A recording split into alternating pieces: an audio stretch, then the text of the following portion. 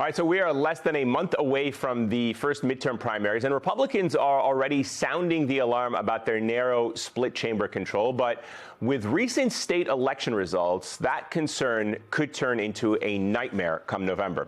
And you don't have to look any further than Louisiana, where Democrat Chastity Verrett Martinez pulled off a shocking, decisive victory in the state's House District 60 election that was actually against Republican Brad Daigle. Donald Trump carried that district by a 13-point margin back in 2024. And Martinez isn't an outlier. There's also Democrat Taylor Remick, who recently flipped a reliably Republican state Senate district in Tarrant County, Texas. Again, that was a district that Donald Trump won by 17 points. Joining us now is Stuart Stevens, Senior Advisor to the Lincoln Project. Stuart, it's great to have you back on the show. Help us make sense of this. Are these Democratic upsets in Trump's districts a sign of what we could possibly see come November, or are they one-off anomalies based on specific races and specific flaws or characteristics in those races? Yeah, that's a great question. Election results are data points. And I've always thought in politics, when you look at data, you sort of need to step back and say, if what I'm seeing, does it make sense with what I'm seeing in the world? And in this case, it does. I mean, what is it that Republicans are doing to attract more voters? For the life of me, I don't understand it. I don't know what the bargain is that you get with Republicans now. Usually in politics, you want a good message and a good messenger. I don't see that Republicans have either right now. And a perfect example is they thought they were going to improve their image in Minneapolis when they put out Tom Homan. I mean, really? Is that what it's come to? So I think it's a real problem. And, normally in politics, the way when you have situations like this is sort of a roadmap. You apologize. You say, we've made some mistakes. We're going to change. And that's just almost impossible for any Republican to do because Trump will call you out. Stu, a lot of people were watching last night as Senator Ossoff spoke, and a lot of Democrats felt like he articulated something, like he was onto something in terms of what the message should look like. I want you to listen to some of his remarks, and then I'll ask you a question on the other side. Now, you remember, we were told that MAGA was for working class Americans. Do you remember that? But this is a government of, by, and for the ultra-rich. It is the wealthiest cabinet ever. This is the Epstein class ruling our country. They are the elites they pretend to hate. Georgia is, of course, an incredibly important state right now, not just because of that race. We saw the raid in Fulton County. We know the president is sort of obsessed with Georgia and elections there. I'm curious what you made of his message. I think in particular, this idea of the Epstein class as a way to sum up so much of what's happening in the country right now really resonated with people. But what did you see in the speech? Well, in my years as a consultant, I always thought one of the secrets of success is to work for really good candidates. And these are really good candidates that are winning out there. I mean, what happened on January 5th, 2021, when they elected 2 Democrats to the Senate in Georgia, I mean, that's just extraordinary. This is a race, I think, that in a moment that is going to be driven by passion. And it's interesting, if you look at Gavin Newsom's not a bad politician. After the 24 election, what was his immediate instinct? It was to attack Wright. He was going to have Steve Bannon, Charlie Kirk on his show. And Democrats seemed to sort of throw up on his shoes. So he changed.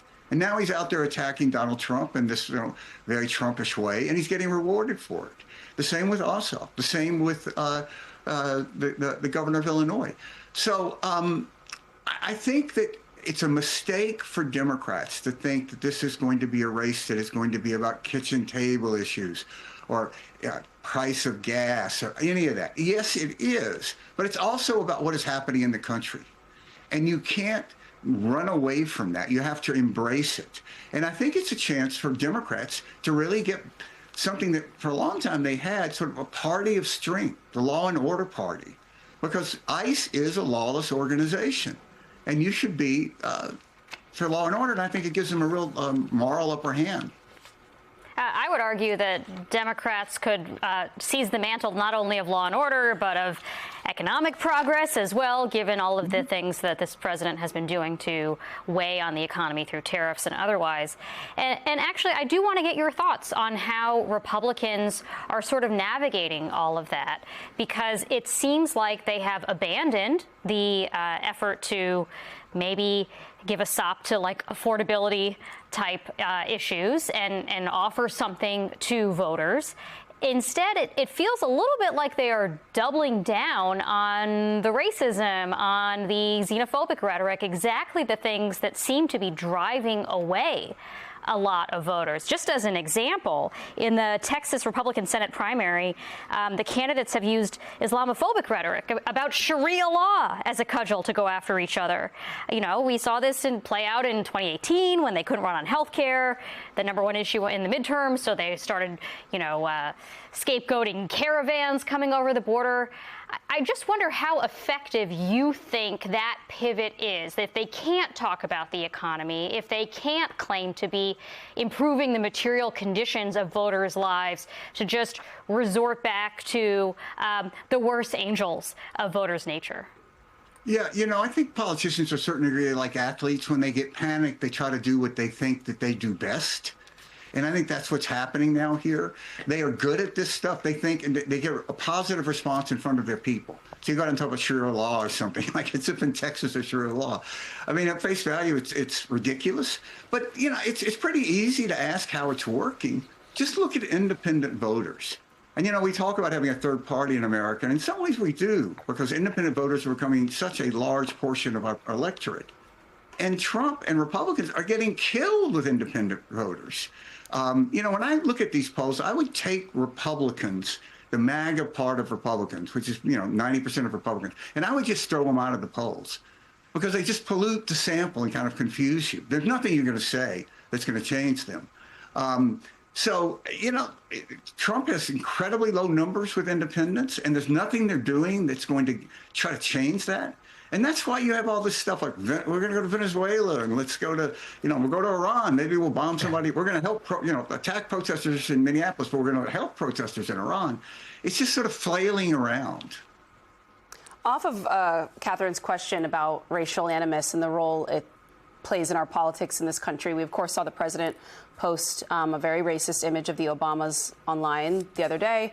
But then also we heard from Mississippi today, they have revealed in conversations with Park Service employees that it looks like they're trying to, this administration, remove part of the legacy, the story of what happened to Medgar Evers and his assassination by an avowed white supremacist. And I'm curious what this signals to you about the moment we're in as a country. Yeah, look, when I wrote this book, It Was All a Lie, I said that race is the original sin of the modern Republican Party. In 1956, Eisenhower got 39% of the black vote. In 1964, Goldwater opposed the Civil Rights Act. He got 7%.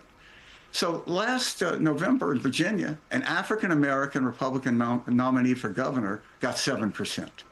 That's pretty much a straight line.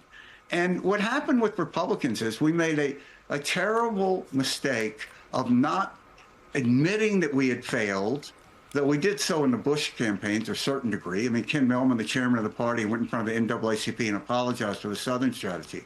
But we never went through the hard work of why is it these voters don't support us? What is it that we're not doing because voting is a voluntary act. It's an ultimate pure marketplace. And so they're doubling down on this stuff. And it's really a revival of the lost cause in so many ways. If you look at how they're trying to rewrite history about January 6th, that's straight out of the lost cause. And look, I grew up in Jackson, Mississippi. I remember the night vividly when Medgar Evers was assassinated.